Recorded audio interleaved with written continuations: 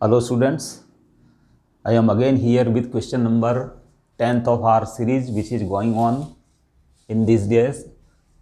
A particle of mass m and charge q moving under the influence of a uniform electric field EI cap and uniform magnetic field BK cap. यानी ये जो इस reason के अंदर ये जो बच्चों XY प्लेन है, इस रीजन के अंदर दो फील्ड एग्जिस्ट कर रहे हैं. इलेक्ट्रिक फील्ड वो यूनिफॉर्म नेचर का है, वो along the x axis work कर रहा है, और मैग्नेटिक फील्ड है जो जेड एक्सिस के अलोंग यानी इस डायरेक्शन की ओर है जो वर्क कर रहा है, वो भी यूनिफॉर्म है बच्चों. Magnetic field intensity that is uniform acting along the Z direction. Z direction is that direction. Understand? Shown by dot. ये डॉट से शो हो रहा है बच्चों. द वेलोसिटीज एट, अच्छा पार्टिकल इन दोनों फोर्सेस के अंडर में P से Q तक है जो पाथ को ट्रेजेक्ट्री को फॉलो करता है. Understand? The velocities at P and Q are V I cap and -2V J cap. यानी इस पॉइंट पे वेलोसिटी है जो V I कैप यानी पैरेलल टू एक्स एक्सिस है, और इस पॉइंट पे है जो नेगेटिव y डायरेक्शन में वेलोसिटी है बच्चों उसकी 2V है, नेगेटिव y डायरेक्शन में यानी डाउनवर्ड डायरेक्शन में 2V. अंडरस्टैंड? अब आपको चेक करना है दीज आर द 4 ऑप्शंस, इनमें से कौन कौन से करेक्ट है. अंडरस्टैंड? तो बच्चों फर्स्ट ऑप्शन है E = 3/4 mv²/q है, यानी इलेक्ट्रिक फील्ड इंटेंसिटी का मैग्नीट्यूड जो इससे दिया जाता है. सेकंड है rate of work done by the electric field at P, यानी आपको है जो इस P पॉइंट के ऊपर पावर फाइंड करनी है. Rate of work done by the electric field at P is 3/4 mv³/a. क्या ये करेक्ट है? ये चेक करना है आपको. Rate of work done by electric field at P is 0, यानी इस पॉइंट पर पावर 0 है. क्या ये करेक्ट है या रॉन्ग है? Rate of work done by both the field at Q is 0, है ना. तो इनमें से आपको चेक करना है कि कौन से है जो ऑप्शंस करेक्ट हो सकते हैं. अब बच्चों है जो हम एक के बाद एक है जो हर ऑप्शन को चेक करेंगे ABCD को. सबसे पहले इस क्वेश्चन के अंदर इंपॉर्टेंट बात यह है कि इलेक्ट्रिक फील्ड और magnetic field both are uniform. Understand? Electric field X axis के अलोंग है, मैग्नेटिक फील्ड है जो जेड एक्सिस के अलोंग है, यानी अपवर्ड्स, बोर्ड के प्लेन के परपेंडिकुलर अपवर्ड्स मैग्नेटिक फील्ड है, और इलेक्ट्रिक फील्ड की डायरेक्शन ये है. अंडरस्टैंड? अब बच्चों वी नो दैट इसके अंदर इंपॉर्टेंट पॉइंट है work done by magnetic force is always 0. Important, work done by magnetic force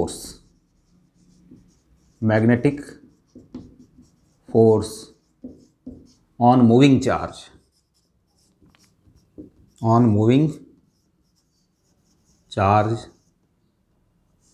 always zero.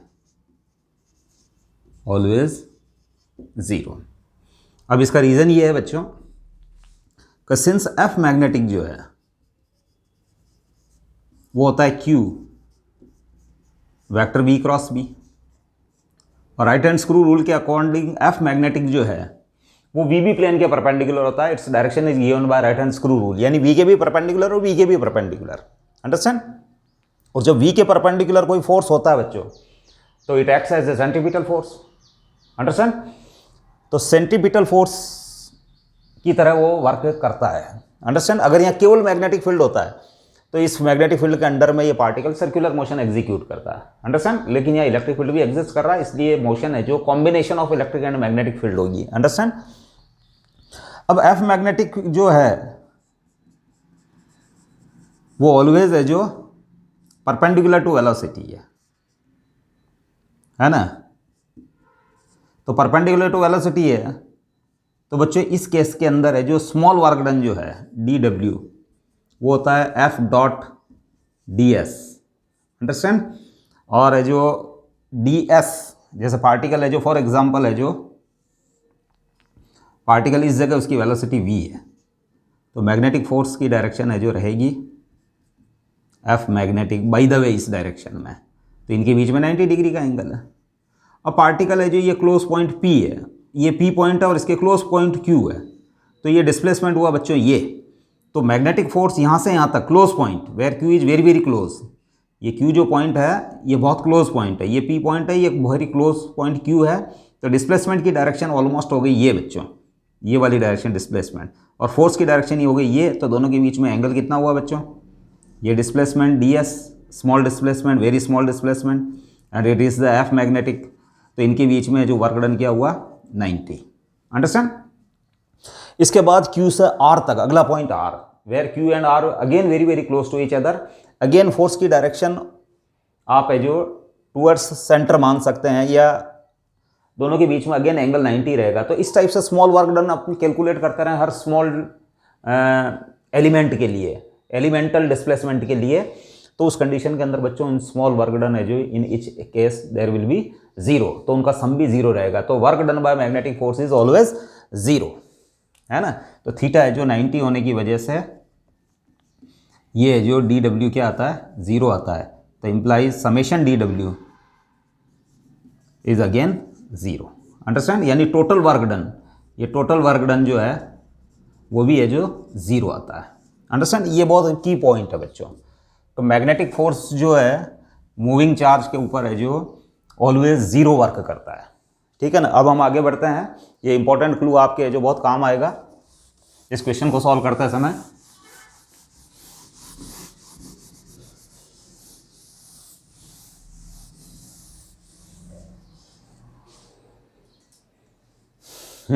अब बच्चों मैं ऑप्शन ए को चेक करने के लिए मैं वर्क एनर्जी थ्योरम अप्लाई कर रहा हूं, ए को चेक करने के लिए, for checking of a, work energy theorem,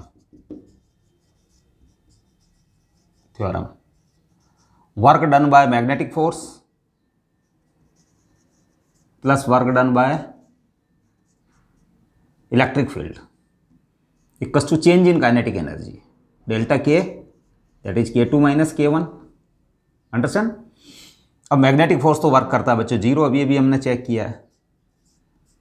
और इलेक्ट्रिक फील्ड यहाँ से यहाँ तक, P से Q तक की मोशन के लिए इलेक्ट्रिक फील्ड जो वर्क करता है बच्चों वो हो जाएगा QE, ये तो हो गया फोर्स इलेक्ट्रिक फील्ड के कारण Q चार्ज के ऊपर, ये Q चार्ज था बच्चों, ये चार्ज है जो मास m है उसका और चार्ज Q है बच्चों। तो Q इंटू E, ये तो F हो गया, और वेक्टर S, अंडरस्टैंड, और वेक्टर S और K2 minus K1, K2 final kinetic energy यानी Q पॉइंट पर काइनेटिक एनर्जी वो हो जाएगी हाफ m 2v का square minus half K1 P point पर काइनेटिक एनर्जी वो हो जाएगी हाफ m v का स्क्वायर। तो ये बच्चों बच रहा है 3/2 mv स्क्वायर, अंडरस्टैंड। अब E और S, हाँ E और S के बीच में एंगल डिस्प्लेसमेंट के बीच में, तो बच्चों देखो ओवरऑल डिस्प्लेसमेंट P से Q तक, तो बच्चों ये it is the overall displacement vector S, understand. आप उसको लिख सकते हो, इसके ये कंपोनेंट हो गया और एक ये कंपोनेंट हो गया ओवरऑल डिस्प्लेसमेंट, ये डिस्प्लेसमेंट है बच्चों, डिस्प्लेसमेंट, अंडरस्टैंड। तो मैं इसको है जो कंपोनेंट फॉर्म में लिख सकता हूं QE आई केप, सॉरी वेक्टर E की जगह मैंने E आई केप लिख दिया है, डॉट S को कंपोनेंट फॉर्म में लिखूंगा बच्चों, क्योंकि ये नेगेटिव वाई डायरेक्शन में ये वाला एरो, ये इसका y कंपोनेंट है, तो इसके लिए लिखूंगा, और ये इसका x कंपोनेंट है, x कंपोनेंट का एरो बच्चों इधर जा रहा है, it is the x component of the displacement. तो मैं इसको लिख सकता हूं 2a आई केप, और इसकी डायरेक्शन नीचे की ओर है बच्चों, और मैग्नीट्यूड a है, यानी लेंथ तो इस एरो की a है, और डायरेक्शन हो गई बच्चों माइनस j केप।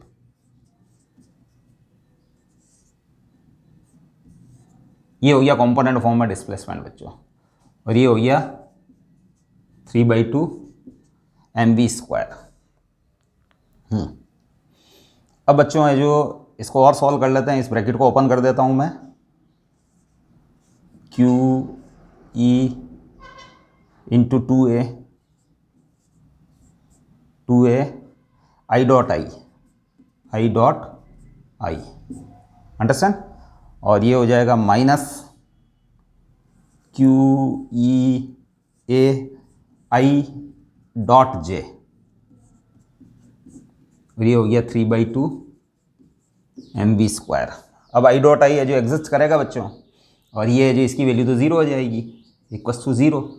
तो आपके पास जो बच रहा है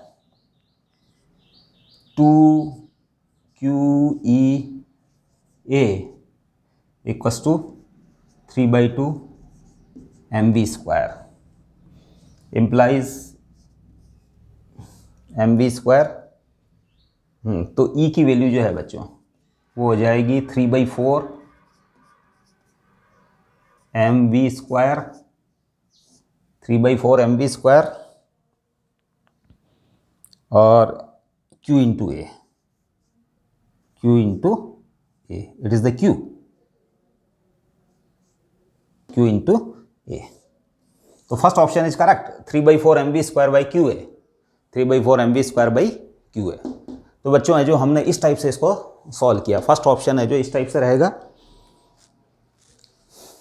इसके बाद हम है जो सेकंड ऑप्शन को चेक करते हैं, तो first option is correct, it is the correct option.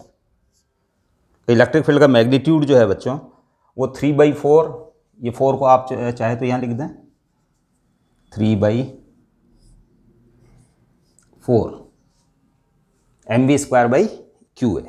Understand? Now we check the option number 2।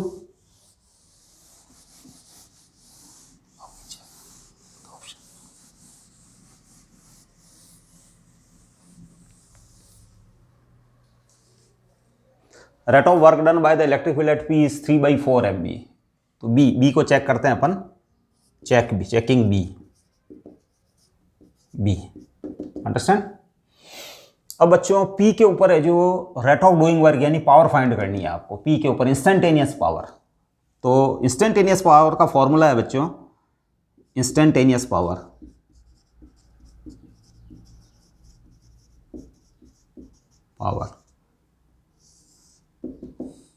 Instantaneous power का मतलब है कि किसी particular instant of time T के ऊपर है जो उसकी पावर क्या है, P equals to F dot V, instantaneous power है, जहाँ एफ उस पर्टिकुलर पॉइंट के ऊपर फोर्स की वैल्यू, फोर्स और ये वेलोसिटी है, और इनके बीच का एंगल भी इंपॉर्टेंट रहेगा उस पर्टिकुलर पॉइंट के ऊपर फोर्स, क्योंकि इसको सॉल्व करेंगे तो एफ वी कॉस थीटा, यानी उस पर्टिकुलर पॉइंट के ऊपर पर्टिकुलर इंस्टेंट के ऊपर एफ और वेक्टर वी, वेक्टर एफ और वेक्टर वी के बीच का एंगल थीटा हो, तो F V cos theta that is the instantaneous power. ये फॉर्मूला है जो बच्चों क्लास 11th के अंदर है जो वर्क एनर्जी पावर वाले चैप्टर के अंदर है जो आता है। अंडरस्टैंड? हम इसको डिराइव भी कर सकते हैं, it is very simple mathematical analysis. Understand? Now at P, at point P के ऊपर एफ और वी के बीच में एंगल, एफ तो है बच्चों एफ क्यू ई आई केप, और डॉट वेलोसिटी जो है बच्चों वो भी है जो अलोंग द एक्स एक्सिस है, इस पॉइंट के ऊपर velocity along the x axis है बच्चों, वी आई केप है बच्चों, ये वी आई केप है ना। तो ये हो जाएगा बच्चों Q E V I dot I 1 होता है बच्चों, तो क्यू वी और ई की वैल्यू है जो आप यहाँ से पुट कर सकते हैं, ये करेक्ट ऑप्शन था बच्चों, इसको हमने डिराइव कर चुके हैं, 3/4 M V square upon Q A. अब इस क्यू से ये क्यू कैंसिल हो जाएगा, तो ये इंस्टेंटेनियस पावर इक्वल टू हो जाएगा आपके पास 3mv³ upon 4a, that is the instantaneous power P, ये एट पॉइंट P के ऊपर। अंडरस्टैंड? तो बच्चों ये ऑप्शन भी है जो आपके करेक्ट आया है, देखो 3/4 mv³ अपॉन a, यानी B option is also correct. Understand? Rate of work done by electric field at P is 0। अब P के ऊपर है जो बच्चों, P के ऑलरेडी है जो हम चेक कर चुके हैं कि ये ऑप्शन करेक्ट है, अभी हमने चेक किया, पावर तो ये है, तो रेट ऑफ डूइंग वर्क यानी पावर एट P इज 0, ये ऑप्शन करेक्ट होगा, रॉन्ग होगा बच्चों। क्यों रॉन्ग होगा? क्योंकि इस जगह तो पावर जो है यानी रेट ऑफ डूइंग वर्क वो ये आई थी और ये करेक्ट ऑप्शन है बच्चों।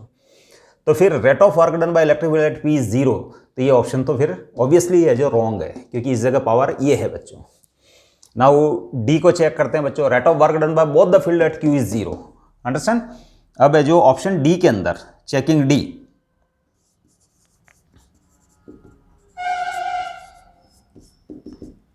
डी। अब बच्चों रेट ऑफ वर्क डन हमने पता हमको है जो अभी हमने एनालिसिस किया था, क्वेश्चन की स्टार्टिंग में हमने एनालिसिस किया था कि मैग्नेटिक फील्ड तो वर्क करता ही नहीं है, work done by magnetic field is always 0, तो फिर है जो उसकी पावर तो है जो ऑलवेज 0 रहेगी, वो तो कुछ वर्क करेगा ही नहीं, तो rate of doing work is also 0, है ना।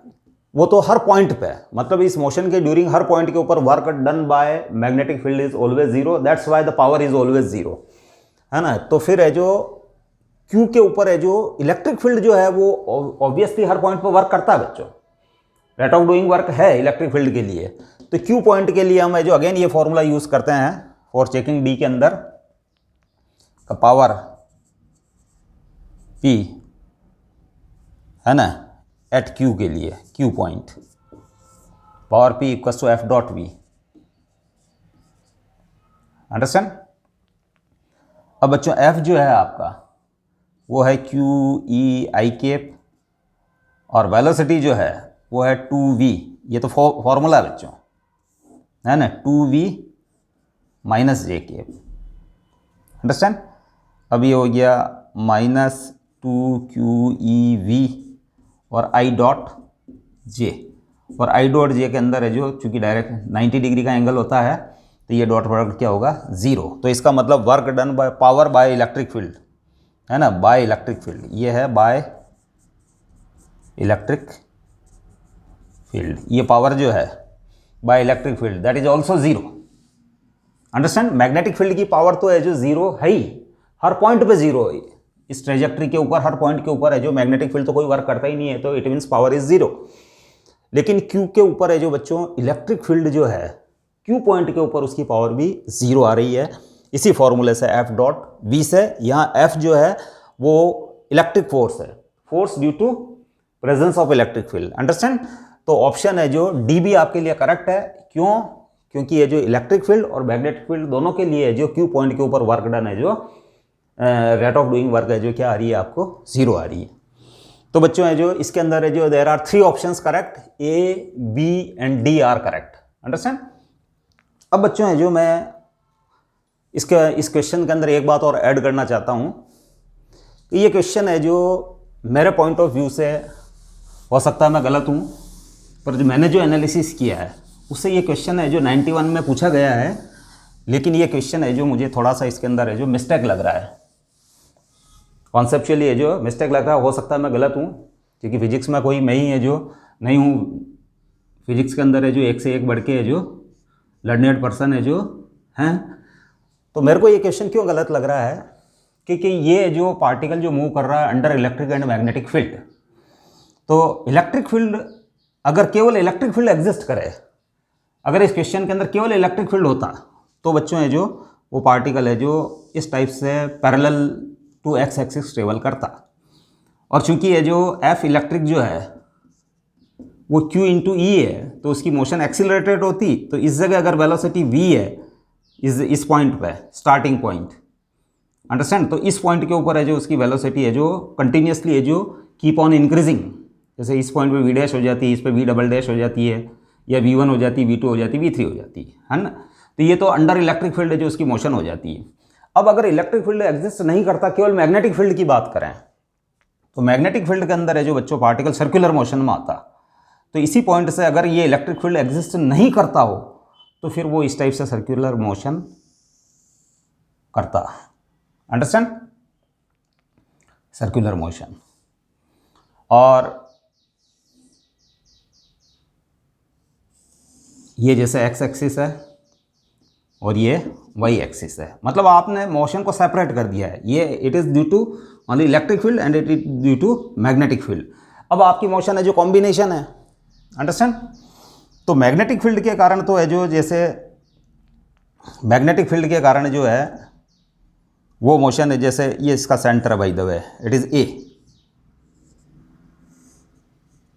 अंडरस्टैंड। तो इस पॉइंट पे जो इस टाइम के बाद जैसे ये जो पार्टिकल है जो यहाँ टी टाइम लगता है लेट इसको आने में, ये पी पॉइंट है और क्यू पॉइंट तक आने में उसको टी टाइम लगता है बाय द वे, और टी टाइम के अंदर इलेक्ट्रिक फील्ड के कारण बाय द वे जो पार्टिकल यहाँ पहुँच जाता है और उसकी वेलोसिटी हो जाती है वी डैश, और मैग्नेटिक फील्ड के कारण तो उसकी वेलोसिटी वी ही रहेगी, अंडरस्टैंड। तो ये वी, उसकी स्पीड है जो वी रहेगी बच्चों, क्योंकि अकॉर्डिंग टू क्वेश्चन है जो इस जगह है जो, हाँ। अब बच्चों है जो इन दोनों, ये टी टाइम के ऊपर पार्टिकल यहाँ पहुँचा है, इन टी टाइम के अंदर है जो इलेक्ट्रिक फील्ड के कारण पार्टिकल यहाँ पहुँचा है, और मैग्नेटिक फील्ड के कारण है जो पार्टिकल टी टाइम के अंदर लेट यहाँ पहुँचा है। या आप यूँ कह दो मैग्नेटिक फील्ड के कारण यहाँ से यहाँ तक पहुँचने में टाइम टी है, तो उस दौरान ये वाला पार्टिकल इलेक्ट्रिक फील्ड की प्रेजेंस के कारण यहाँ पहुँच गया। अब बच्चों है जो इस जगह इसकी वेलोसिटी v डैश है, इस जगह इसकी वेलोसिटी v है, तो इन दोनों का है जो हम क्या करें कि वेक्टर सम करें। तो ये वेक्टर v डैश, इस जगह वेलोसिटी, और इस क्यू पॉइंट के ऊपर वेलोसिटी जो है वो वेक्टर v होगी। क्योंकि बच्चों केवल मैग्नेटिक फील्ड के कारण है जो ध्यान रखना, वेलोसिटी उसकी स्पीड जो है वो चेंज नहीं होगी। तो इस जगह v से एंटर हुआ था, तो केवल मैग्नेटिक फील्ड की प्रेजेंस के कारण ये सर्कल है, ये सर्कुलर पाथ है, only due to magnetic field और ये इलेक्ट्रिक फील्ड। अंडरस्टैंड? तो इस क्यू पॉइंट के ऊपर इसकी वेलोसिटी इस डायरेक्शन में, और इस इलेक्ट्रिक फील्ड के कारण वेलोसिटी इस डायरेक्शन में। तो ये सेम पार्टिकल के ऊपर है जो दोनों वेलोसिटीज़ है एक ही टाइम टी के ऊपर, at T equals to T के ऊपर। तो बच्चों इनकी वेलोसिटी तो है जो बच्चों इस ओर आएगी, it is the V R resultant, और इनके बीच में 90 डिग्री का एंगल है, तो इट इज़ वी स्क्वायर। ये वेलोसिटी, इसका मैग्नीट्यूड जो है, ये वेलोसिटी इस ओर आएगी, और इसका मैग्नीट्यूड की बात करूँ मैं वी आर, तो वो हो जाएगा v का स्क्वायर प्लस v डैश का स्क्वायर, और इनके बीच में ये थीटा एंगल जो दिया जाता है, थीटा, वो दिया जाएगा tan inverse v upon v dash. Understand? ये थोड़ी सी इस ओर झुकी हुई होगी। अगर ये दोनों बराबर होते हैं बच्चों, तो ये जो 45 डिग्री का एंगल बनाते हुए ये वी आर जाता है। अंडरस्टैंड? तो बच्चों ऑब्वियसली है जो वेलोसिटी की डायरेक्शन जो है इस पॉइंट के ऊपर जो है वो है जो इधर होनी चाहिए। इन दोनों का सुपरपोजिशन के कारण वेलोसिटी की डायरेक्शन इधर होनी चाहिए। यानी कहने का मतलब ये है कि क्यू पॉइंट के ऊपर वेलोसिटी की डायरेक्शन इन लोगों ने जो बता रखी है 2v माइनस जे के, ये पॉसिबल नहीं है। वो है जो कोई एंगुलर डायरेक्शन के अंदर है जो उसकी पोजीशन होनी चाहिए। तो ये क्वेश्चन है जो इस हिसाब से मुझे लगता है कि ये जो यहाँ इसमें क्वेश्चन में कोई मिस्टेक है, उस समय दिया गया था ये 1991 के अंदर। तो इसके इस पॉइंट के ऊपर उसकी वेलोसिटी वी आर है जो इस डायरेक्शन में होनी चाहिए। इस डायरेक्शन में उसकी वेलोसिटी जो 2v इन्होंने बता रखी, it is not possible, not possible. Understand? क्योंकि ये जो मैंने एनालिसिस करके बताया, मैंने सेपरेटली इलेक्ट्रिक फील्ड के कारण मोशन और मैग्नेटिक फील्ड के कारण मोशन दोनों को मैंने कंबाइन करने की कोशिश की, और मैंने एनालिसिस निकाला है कि क्यू पॉइंट के ऊपर जो इसकी वेलोसिटी जो है कम से कम नेगेटिव वाई डायरेक्शन के अंदर है जो 2v है जो नॉट पॉसिबल। अंडरस्टैंड? वो है जो वेलोसिटी है जो किसी एंगल की तरफ है जो कोई एंगल बनाएगी, मतलब बच्चों ये थीटा एंगल बनाते हुए जो जाएगी, ये तो है जो वेलोसिटी वी डैश। अंडरस्टैंड? और ये वेलोसिटी किसकी वजह से? सर्कुलर मोशन की वजह से। तो वी आर है जो will be along this direction, it will not be towards negative Y direction. तो इस क्वेश्चन के अंदर है जो मुझे लगता है अगर इसमें कहीं मिस्टेक रहे तो हो सकता है जो मैं अपनी तरफ से मैं भी गलत हो सकता हूँ, क्योंकि फिजिक्स के अंदर है जो एक से एक बढ़ के जो लर्नेड पर्सन्स है जो एग्जिस्ट कर रहे हैं। तो अगर मैं गलत हूँ तो सॉरी, आप भी है जो इसको एनालाइज करके देखें एक बार कि ये क्वेश्चन है जो गलत है या नहीं है। Thank you for watching.